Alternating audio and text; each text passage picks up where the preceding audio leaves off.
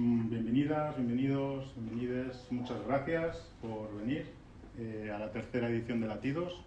Muchas gracias también a Leo Mulio, a Carla Aparicio, ¿no? Perdón, por venir. Y pues coincide estas cosas fenomenológicas que ayer fue el Día de la Memoria Trans. Es un día en el que se conmemora las víctimas, ¿no? De agresiones y fallecidos debido a la violencia que sufren las personas trans. Y bueno, en una de estas charlas, yo para preparar un poco la entrevista, he visto también muchas o algunas presentaciones que tiene Leo.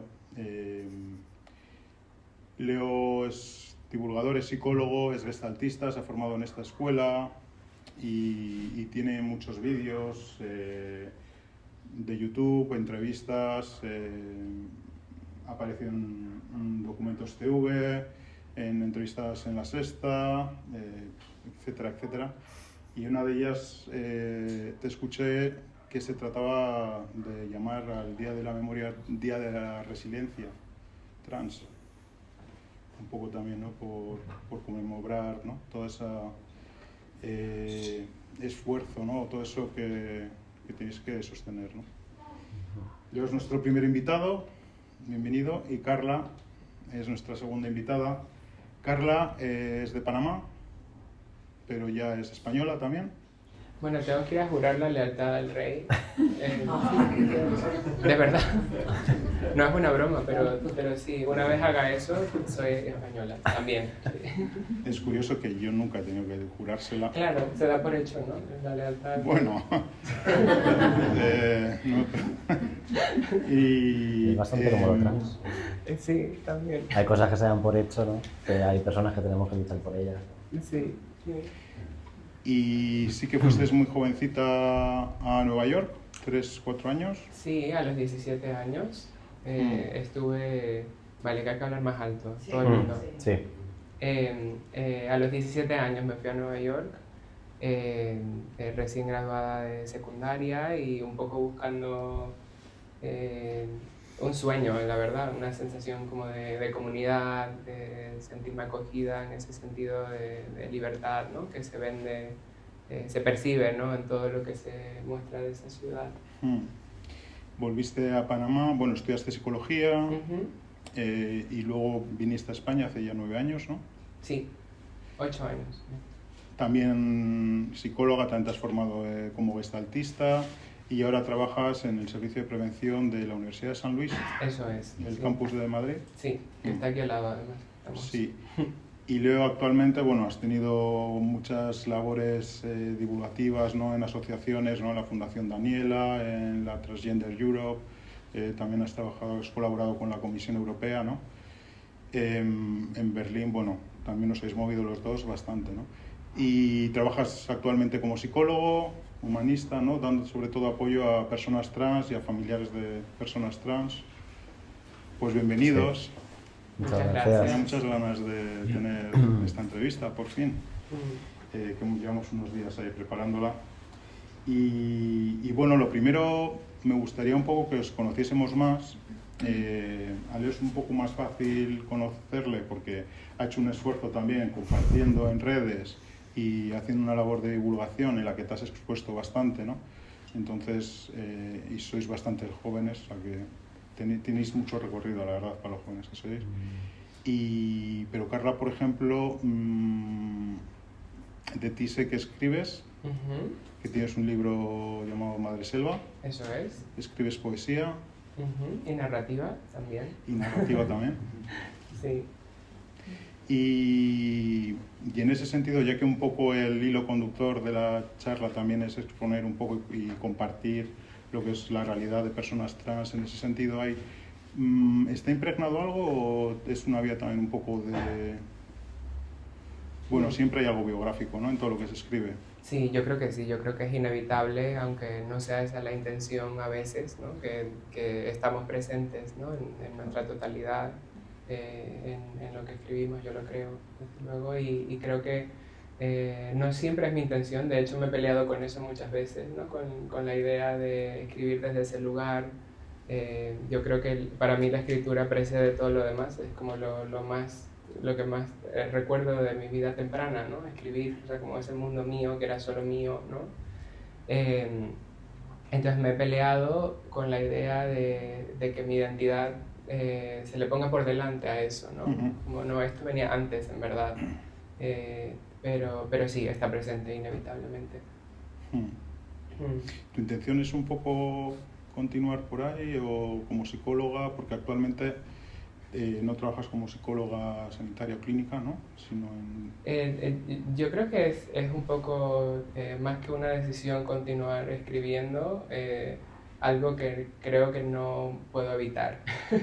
Es como una tara, o sea, un poco una compulsión. Sí, o sea, que no sé si está dentro de mi control. Bueno, también muy terapéutico, ¿no? Sí, sí. La escritura y la expresión, ¿no? Cualquier forma de expresión. Sí, yo creo que no hay nada que me haya pasado en la vida que yo no haya procesado escribiendo, la verdad. Y leo un poco también ahí, bueno, entre los dos también habéis trabajado, bueno, formasteis el balcón trans, ¿no? Durante la pandemia, ¿no? Una forma de dar un poco de acogida, ¿no? A personas trans también, ¿no? Que en esa situación que fue un poco traumática para todos, ¿no? Para todas, pues también de poneros en contacto, ¿no? Y poder compartir situaciones. ¿Cómo fue eso? No sé cómo arrancamos, la verdad, pero bueno, creamos este espacio online donde pudieran juntarse personas trans durante la pandemia, bueno, para compartir como un espacio de socialización, ¿no? Tenía un enfoque terapéutico en aquel momento y fue muy interesante porque había gente, ¿no? De toda España uniéndose y había mucha necesidad, ¿no? Mucha gente que también estaba en casa con familiares que no necesariamente acompañaban o respetaban sus identidades, ¿no? Y no teniendo otros espacios donde moverse, pues de pronto el balcón se convirtió ahí como un respiro, ¿no? Que de pronto podían tener con otras personas trans también y fue muy, muy rico. Y a partir de ahí sí que lanzamos ya un grupo más terapéutico, más estructurado, así con un programa y esto. Y nada, y nos fue muy bien también al año siguiente. Sí, era muy bonito volver cada semana.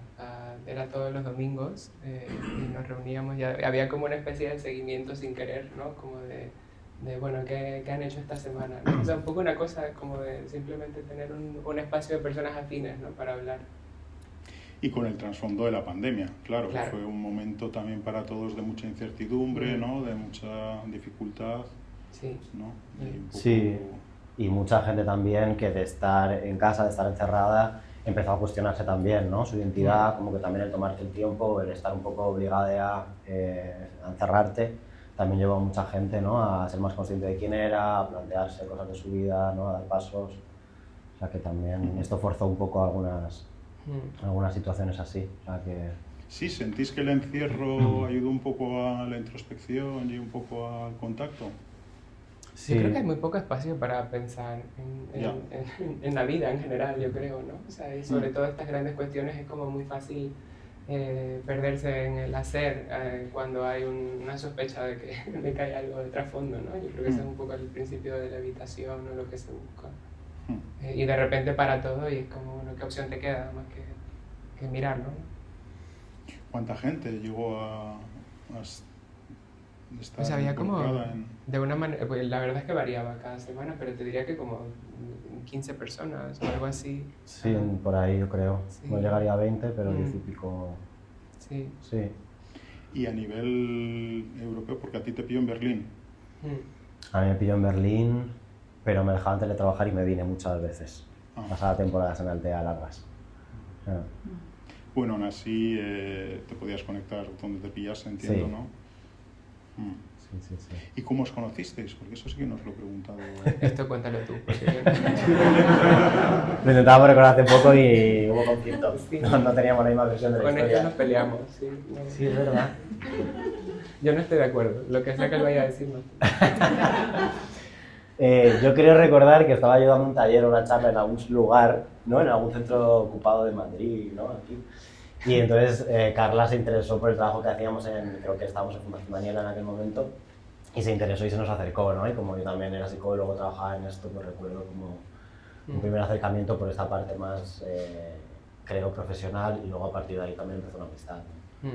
Leo fue la primera vez que yo vi una... Claro, yo me mudé a España a terminar la carrera de psicología con la intención de volver a Panamá para trabajar concretamente con el colectivo trans, ¿no? O sea, esa era como mi misión, era venir aquí a terminar los estudios que había dejado estancados en Nueva York. Y de repente me encontré a Leo, que era una persona que ya estaba haciendo lo que yo quería hacer, ¿no? En mi país. Y fue una cosa muy, muy importante para mí, ¿no? Como ver, hablamos mucho de esto, el modelo de posibilidad, ¿no? O sea, de repente se te plantea una persona que te muestra que es posible, ¿no? Que yo creo que esto en nuestra comunidad, que lo hemos hablado en muchas ocasiones, ¿no? Que es difícil porque no hay muchas personas que llegan a este tipo de posiciones. Entonces imaginarse que es posible para ti llegar se complica un poco, ¿no? Cuando lo que se cuenta, la narrativa es muy repetitiva y va siempre por los mismos lados, ¿no? Sí, bueno, en ese sentido a mí me sale daros las gracias, ¿no? Porque en estos días que hemos estado preparando la entrevista yo he aprendido un montón. Y es cierto, y también me sale casi hasta pediros perdón, porque en cierto momento plantear esta charla fue como plantear un conflicto de identidad. Y poco a poco, yo por lo menos en mí, espero que al final de la charla, un poco todos, me di cuenta de que el conflicto lo tengo realmente yo. Hablar un poco de no poder entender muy bien, ¿no? Otra realidad diferente a la mía, ¿no? Entonces, bueno, me sale eso, agradeceroslo. Porque, bueno, he aprendido un montón y espero seguir aprendiendo con vosotros, vosotras, vosotres. Todavía me cuesta, estoy aprendiendo, pero me cuesta todavía un poco quitar el género de los adjetivos. Y quería preguntaros ya directamente un poco más sobre el proceso y sobre la realidad de las personas trans, ¿no? Y directamente un poco el kit de la cuestión es ¿qué es ser una persona trans? Buena pregunta, ¿no? Como, ¿qué es el ser? ¿Qué es la vida? Y todo y la nada. Yo estoy como intentando hacer un esfuerzo en no entrar en modo profesor. Además justo llevo un mes y medio de dar mogollón de formación sobre este tema, entonces como venga, va, no tengo la definición oficial. Venga, enséñanos. La definición oficial es que las personas trans somos aquellas que no nos identificamos con lo que nos asignaron al nacer. Y esto, no decías esto de conflicto, ¿no? Que muchas veces se piensa que las personas trans tenemos un conflicto con nuestro cuerpo, ¿no? Que hay una incongruencia, que hay un error. Y la definición es muy interesante porque lo que plantea es que el error, la incongruencia está con lo que nos ha dicho que somos, ¿no? No con nuestro cuerpo, no con quiénes somos, no es que haya una disonancia interna, sino que la disonancia está con el afuera y con lo que me han dicho que soy, ¿no? Y esto yo creo que cambia la perspectiva totalmente de lo trans y luego que enlazaremos también con la parte de Gestal, ¿no? Como también a la hora de acompañar, ¿no? Como que el problema no lo tiene la persona, el problema es social. Y desde ahí podemos acompañar de otra manera. Con cómo sois percibidos, ¿no? Y asignados. Claro. Tanto con lo que se presupone que somos en un primer momento como luego, cómo se nos lee, cómo se nos trata, o sea, como que al final el conflicto, la dificultad la podemos en todo caso tener con el entorno, ¿no? Y esto también crea dificultades internas, claro, ¿no? Porque al final es como siempre esta imposición de quién tienes que ser, ¿no? Eres una niña y eres una niña y esto es lo que hay, y entonces al final, claro, ¿no? Todo esto lo interiorizamos, ¿no? Y también a veces puede haber dificultades con dudas con la identidad o con no saber cómo hacer este proceso que tiene que ver con cuánto me he negado, yo en mi caso por ejemplo, cuánto me he negado que no soy una niña, ¿no? Que no era una niña en aquel momento, que me identifico masculino por tener tan metido que, ¿no? Como que no hay otra opción que ser una mujer, ¿no? Entonces esto, claro, puede generar también malestares, ¿no? Tanto con la propia identidad como con el cuerpo también muchas veces que tenemos tan metido, ¿no? Que el cuerpo del hombre es este, el cuerpo de la mujer es este otro, que si no encajas en eso es difícil, ¿no? Que te sepas la teoría, como que es muy difícil entenderte y vivirte en este mundo y relacionarte con un cuerpo que todo el mundo, incluido tú mismo, yo mismo, entiendo como femenino, ¿no? Como de mujer. Entonces, bueno, ahí aparecen también los malestares internos, ¿no? Pero para mí tiene todo que ver con lo social al final, ¿no? Sí. Y yo creo que también se vigila mucho, ¿no? O sea, yo creo que hay una vigilancia constante al género, a la manera en que se está expresando, a las cosas que se están haciendo, ¿no? Cuando yo lo recuerdo así como un escrutinio, ¿no? A la manera de actuar, la manera de caminar, los manerismos, las cosas, ¿no? Como hay una verdadera obsesión con el género Y es curioso que somos las personas trans quienes estamos como siempre hablando de esto, pero en verdad la obsesión yo creo que no viene de nosotros. O sea, hay como una obsesión con que concuerde, ¿no? Y si no concuerda, te lo van a hacer saber de todas las maneras posibles, ¿no? A veces muy violentas, pero como que el que otra persona se salga del carril me mueve cosas, ¿no? Esto me incomoda de alguna forma, ver algo que se sale, ¿no? De lo que yo creo que debería ser, entonces tengo como que, bueno, a veces destruirlo, ¿no?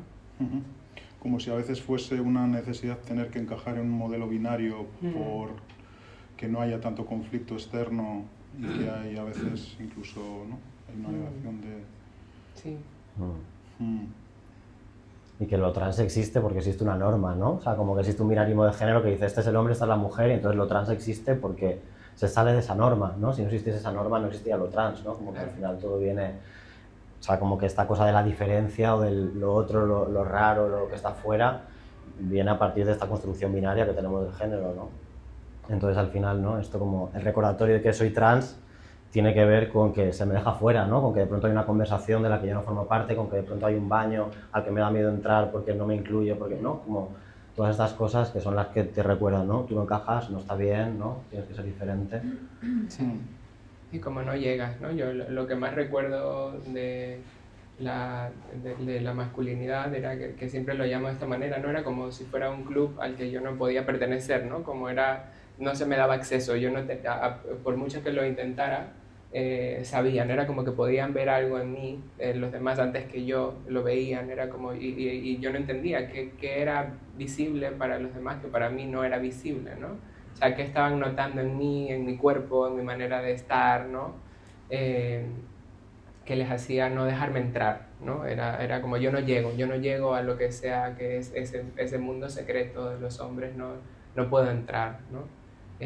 Y no por falta de intento, yo quería, o sea, era como una cosa como por favor, o sea, porque era terrible estar fuera, o sea, una cosa como verdaderamente muy dolorosa, ¿no? De no entrar a donde se supone que te toca estar, ¿no? Y aún así no poder, o sea, que no hay... sí, como lo que más recuerdo es sobre todo una falta de acceso. Sentirte vetada, no sentirte ya. Bueno, y un poco por conocer también, bueno, a nivel un poco general y también vuestros casos concretos, ¿cómo consideráis cómo es un poco el proceso de transición, ¿no? Desde una etiqueta asignada en función del cuerpo con el que se nace hasta poder un poco identificarse y ser libre, ¿no? Para poder expresar, ¿no? Su identidad de una forma más acorde con lo que se siente? ¿Cómo ha sido todo ese proceso para vosotros? ¿Cómo creéis que es? Las dificultades, un poco las etapas. ¿Cómo fue? ¿Quién empieza? Yo creo que tú, ¿no? Tú empiezas. No me pagaste,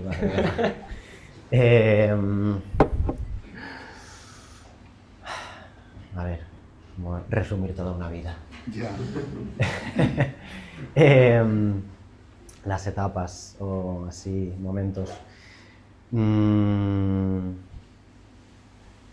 Entiendo que hay una primera etapa de resignación o de entender que soy lo que se me dice que soy, ¿no? Y empieza a haber como un darse cuenta de, esto que no me resuena tanto, ¿no? Un principio ahí sí, yo creo que debió haber una etapa previa a yo enterarme de estas normas de género. Porque mi madre sí que me ha hecho algún comentario de que yo decía cosas, pero era muy pequeño y yo no me acuerdo. Y entonces ya ella se informó, no sé qué psicóloga, que le dijo que no me hiciera mucho caso, que no se me pasaría. Y bueno, y yo como que enseguida fui muy consciente de lo que se esperaba de mí, ¿no? Como de quién se entendía que yo era y cómo funcionaba el mundo y que estaban los niños y las niñas y que yo era una niña y ya está, o sea, como no había otra posibilidad. Entonces desde muy pequeño tuve la sensación de que esto era algo que era imposible, que no podía ser, que que era una fantasía mía o que era un deseo o que, bueno, sí, que era algo que yo sentía, pero que no podía ser algo real o no podía existir de otra manera que no fuese esa. O sea, era como inconcebible para mí hacer algo diferente que vivir como niña. Entonces mucha resignación, sí, como mucha negación, mucha resignación y con el tiempo cada vez más pues intentar taparlo, ¿no? Y aunque esto fuera algo continuo, porque yo todos los días había 1000 momentos a lo largo del día en los que de alguna manera pensaba en esto o miraba a la gente, ¿no? Como que creo que esta cosa nos hace obsesionarnos también con el género, entonces yo me fijaba en los cuerpos de la gente, en cómo se expresaba, o sea, ¿no? Como súper atento a qué se considera de hombre, qué se considera de mujer, ¿no? Como muy con esto y lo tenía ahí todo el rato y a la vez intentaba apartarlo todo el tiempo porque me era muy, muy difícil, ¿no? Entonces, bueno, lo fui tapando mucho, ¿no? Tuve una amiguita ahí en primaria con la que sí que lo hablé, que ella me decía también que se sentía así, era nuestro secreto, ¿no? Y decíamos, no se lo podemos decir a nadie porque no nos van a creer, ¿no? En segundo de primaria creo que era. Entonces, bueno, pues un poco así, ¿no? Hasta que ya para mí no pasó nada muy especial, creo, no recuerdo así como ningún evento particular, quizás el hecho de estar en Madrid, de venirme a la universidad a Madrid y estar fuera de casa, quizás esto ayudó, pero bueno, que ya me harté, fue como llegar a un punto de saturación, de estar harto, de todo el rato mirar para otro lado, todo el rato intentar evitar este tema. Y entonces empezar a plantearme en serio qué significaba esto que yo llevaba sintiendo toda la vida, ¿no? Y empezar a informarme, empezar a compartirlo también con las personas más cercanas, ¿no? Y ir ganando confianza y seguridad en que no pasaba nada, no se acababa el mundo, ¿no? Como que yo tenía muchísimo miedo a reconocer que esto me pasaba y que esto era real, ¿no? Porque de pronto me parecía algo catastrófico, que iba, no sé, como que para mí eso ahí se acababa el mundo, ¿no? Entonces, como el ir buscando los apoyos que necesité para ir cogiendo fuerza. Y para mí esta fue la parte más difícil, como esta parte de aceptarlo yo, de dejar de mirar para otro lado y decir esto es lo que hay, tengo que tirar para adelante con esto porque es que no hay otra. Sí, y a partir de ahí ya como que todo es más fácil. O sea que cuando tomas la decisión de ahí antes es lo difícil. Y cuando tomo la decisión ya es un poco ver bueno, qué pasos necesito dar, a quién contárselo, cómo contarlo, si necesito hacer algún cambio en mi vida, en mi cuerpo, ¿no? Como ya empezar a plantearme pasos o cambios, pero ya con la tranquilidad de, bueno, ya está, ya sé quién soy, ¿no? Esto es lo que hay y a partir de ahí pues ya puedo explorar, puedo ver, puedo plantearme cosas, pero ya desde otro lugar, ¿no? Claro, ahí imagino que primero es como una lucha interna, ¿no? Y una vez que quizás te reconcilias, la lucha es externa, ¿no? Convencer al mundo, ¿no? De que te permitan ser quien eres, ¿no? Total. Imagino. Sí, para mí lo más difícil fue la interna, sin duda. Sí. Claro, tardaste 18 años, ¿no? En permitirte un poco... Sí. Sí. Me quiere... Y para Carla, un poco... De repente me miran a mí. Por lo que sea. ¿Te resuena un poco en algo parecido? En ciertos puntos. Y yo creo que esto es importante también, o sea, al contar en nuestras historias, ¿no? Hacer un poco la salvedad que Leo y yo somos dos personas trans, pero que nuestra historia no necesariamente es representativa o la historia única, ¿no? Yo creo que esto hay que tener cuidado a veces. Porque eso también puede ser muy dañino, ¿no? Como tener esta narrativa única de lo que es ser trans, o sea, estamos aquí compartiendo, pero somos solo dos personas, además con vivencias muy concretas y contextos muy concretos, ¿no? Pero en mi caso la lucha fue mucho más externa que interna, o sea, yo creo que para mí internamente fue como dejar de pelear. O sea, básicamente, para empezar que, bueno, yo en mi niñez esto no formaba parte de mi registro, yo no sabía, yo crecí en un ambiente muy rural, sin acceso a nada, o sea, al internet hasta bastante más entrada ya mi infancia. En cuanto supe lo que era, sabía que eso me resonaba de alguna forma y se convirtió como en un tema para mí, ¿no? Como de búsqueda, de exploración, de curiosidad ahí en internet. En ese tiempo eran foros donde la gente comentaba, ¿no? Pero era algo que yo no me planteaba. Yo pensaba que habría como que morir, ¿no? O sea, como como empezar una nueva vida en el sentido literal, o sea, como cerrar esa y empezar en otro lugar, en otro contexto, con otras personas, ¿no? Como renunciar a tu pasado. Claro, que en mi cerebro preadolescente no cabía la idea de que en mi vida actual eso podía pasar, ¿no? O sea, era como... tengo que fingir que he muerto y empezar en otro país o algo así, ¿no? Como una película o algo. No cuadraba con mi vida. Era como, entonces, claro, era una pelea sobre todo con el entorno por todo lo que yo hacía, ¿no? O sea, que para mí era natural, o sea, que mi manera de actuar, mi manera de caminar, mi manera de caminar me ha traído muchos problemas en mi vida. No sé por qué, hay algo... mis manerismos, que hay un poco una línea de unión de toda mi vida. Yo siempre he sido la misma persona en ese sentido, y yo creo que el conflicto era más bien de las otras personas, o sea, de mi entorno. Y bueno, yo creo que de ahí la parte interna me costó mucho, sobre todo...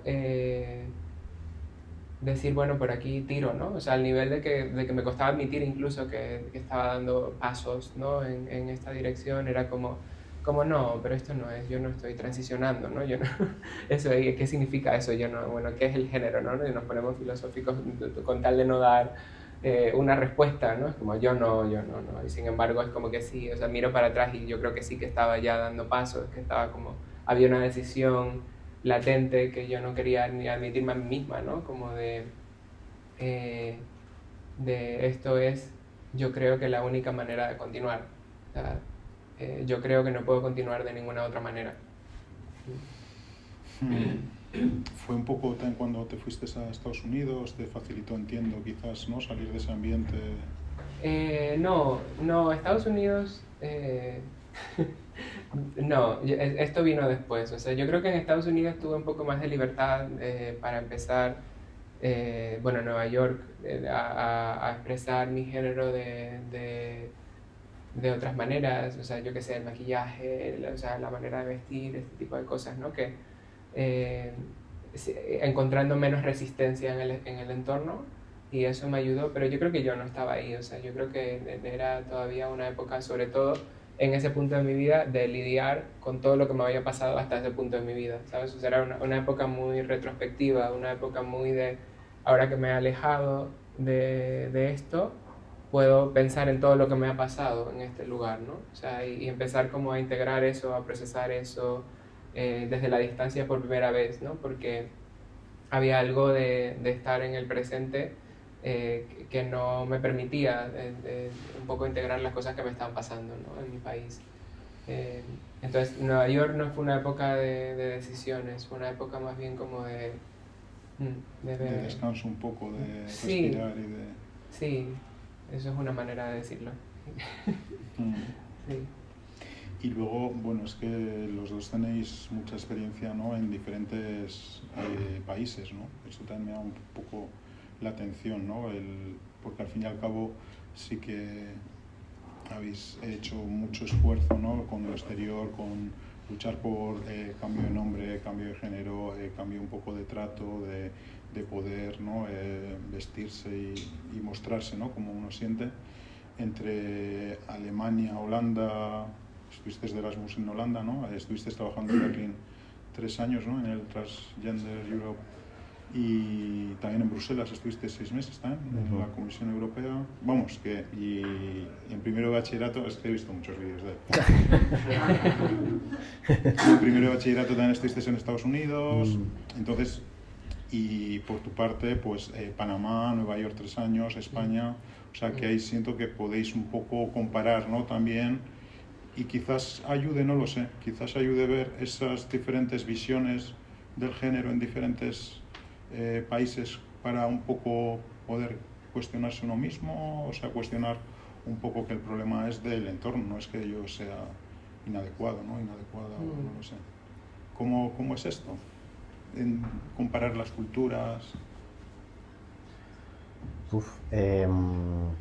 Estados Unidos, que fue la adolescencia, sí que a mí me pilló todavía como muy verde con esto. Y los otros lugares ya han sido como de adulto ya hace pocos años, como que ya estaba como todo ya muy asentado y no sé cuánto me ha aportado ya los otros lugares en cuanto al tema de género. Estados Unidos para mí fue un año de intercambio que me trajo un montón de cosas, pero en concreto con respecto a esto, yo me asusté mucho estando en un contexto nuevo de salirme de la norma, entonces hubo algo que, lejos de permitirme más tal, estaba viviendo con familias que no conocía de nada, en un instituto con un idioma que casi no entendía, ¿no? Como había tanto nuevo y ¿no? Estaba en un lugar tan poco seguro para mí, que al revés, que como que me cerré más. De hecho, yo justo había salido del armario como lesbiana hacía 2 o 3 meses en España, entonces también estaba como muy inseguro con esto, había tenido mucho miedo de contar que me gustaban las chicas, pero se había precipitado la situación y lo había tenido que contar un poco forzosamente. Y cuando llegué a Estados Unidos no quise que nadie supiera ni siquiera que me gustaban las chicas, o sea, como que me encerré mucho más ahí en todos los armarios. Y de hecho hasta el punto que había un chico trans en mi instituto y a mí me llamó muchísimo la atención, pregunté por él, me contaron y aún así yo no pude identificarme, poner nombre, o sea, como había algo ahí que yo todavía no estaba preparado y no... Pero claro, en algún lugar eso quedaría, seguro, claro. O sea, que la necesidad de encajar en un ambiente un poco hostil por ser diferente, como que refuerza un poco ¿no? el obligarse, ¿no? A seguir un... Claro, y pensaba en la familia hasta con la que estoy viviendo, que, ¿no? O sea, que al final estaba ahí muy vulnerable. Y luego en Berlín, bueno, previamente en Holanda el Erasmus. Bueno, lo de Erasmus fue muy chulo porque eso sí que me pilló justo empezando la transición y que yo estaba planteándome el tema de las hormonas y entonces, que todavía no había empezado, y entonces lo que hice fue vivir durante unos meses en masculino, o sea, salí del armario como hombre trans ese verano y me iba en septiembre, ¿no? de Erasmus. Entonces fue la ocasión perfecta para presentarme masculino y ver qué tal vivir en el mundo como chico sin hormonas y ver ¿no? cómo me sentía y poder un poco aclarar cuánto lo hacía por la gente, cuánto por mí, cuánto por él, ¿no? Como la parte de que me pudieran leer en masculino, tratar en masculino. Y vi que sí que podía vivir en masculino, que la gente muchas veces me trataba en masculino, pero que había algo que yo no acababa de estar a gusto, que no estaba bien. Entonces, bueno, me ayudó a aclarar, ¿no? Y yo estaba también como peleado con esto, ¿no? Con la cosa de aceptarme, de ver si podía no hacer cambios, ¿no? Porque teóricamente entendía que no había nada mal en mi cuerpo, que no tenía por qué, que bueno, pero no era suficiente. Así que, bueno, me sirvió para experimentarlo y cuando volví aquí a Madrid empezar el proceso así médico. Y ya en Berlín entiendo, ya trabajando además para Transgender Europe. Claro, ahí ya estaba en otra, sí. Ya todo muy hecho y muy asentado, sí. Además entiendo que siempre ayuda, ¿no? El compartir con otras vivencias similares o parecidas, ¿no? Que no sean nunca la misma, ¿no? Pero también, ¿no? Como para un poco permitirse ser, ¿no? Quizás. Sí, a mí Estados Unidos, por ejemplo, me aportó el hablar inglés, que ahora a día de hoy puedo hablar inglés y puedo haber trabajado en todos los sitios que lo he hecho gracias a eso. Y también que cuando yo empecé a buscar información sobre este tema, tuve acceso a contenido, sobre todo en YouTube, en inglés, de chicos trans que contaban sus vivencias en inglés y que en español no había nada. Entonces esto para mí fue clave, por ejemplo, y ahí escuchando sus historias fue donde sí que ya pude ver, por fin, verme reconocido y poner nombre a esto, ¿no? Y verlo como algo real, como algo válido, como algo posible. Sí. España, Panamá, Nueva York, entiendo. Bueno, en mi país se tiene una visión del género que es muy binaria, yo creo, mayoritariamente, ¿no? Hay algo como de... yo creo que hay mucho miedo, ¿no? A cualquier cosa que se sale de eso y se refuerza, sea cual sea el precio, ¿no? Reforzarlo.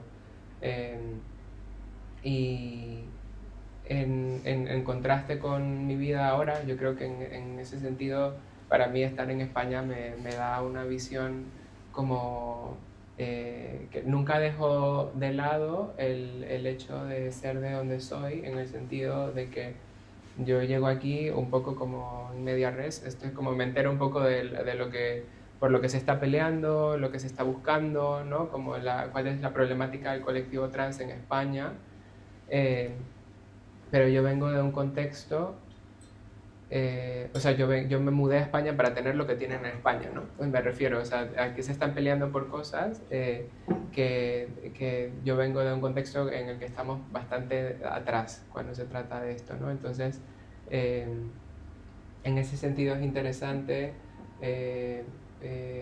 bueno, ya estoy al día en el contexto, pero a la vez lo vivo como dos niveles distintos. Por una parte, entiendo y formo parte, ¿no? También de querer mejorar las cosas, que creo que luego a lo mejor entraremos más en ese tema, pero a la vez siento mucho alivio de estar aquí, ¿no? De tener lo que tengo ahora, porque antes no lo tenía. Y con eso me refiero a todo, o sea, a un nivel médico desde luego, a un nivel estatal, o sea, aparte de ser española, no es porque quiera, a mí me encanta ser panameña, pero no puedo, pero quiero tener un pasaporte que diga que soy mujer. Claro. Entonces, y eso no lo puedo hacer en mi país, ¿no? Entonces, cosas así, ¿no? Que es como la manera en que va guiando las decisiones que se toman. Y bueno, es curioso, como mínimo, ¿no? Y luego que entiendo también que aunque España, yo por lo menos ahí me sigo viendo, ¿no? con esta división binaria de masculino-femenino, ¿no? Que nos cuesta mucho de construir, también hay cierta apertura, ¿no? Dentro de lo que se permite en cada uno de esos dos roles, ¿no? En diferentes culturas quizás, ¿no? Hay un poco más de, ¿no? Pues quizás eso también ayuda o ayudáis vosotros también a poder deconstruirnos el resto también algo en ese sentido, ¿no? Que también viene bien, yo creo. Bueno, continúo, voy con la chuleta.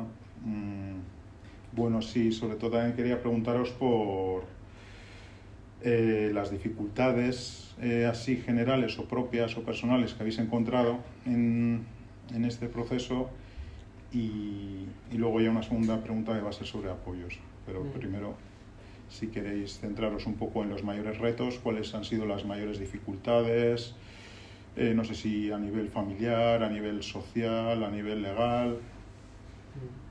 Yo ninguna, no sé tú. ¿Dificultades? ¿Qué cosas tienes, Imanol?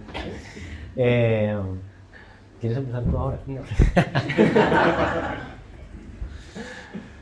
Muchísimo. Puedo si quieres, sí. Venga, dale.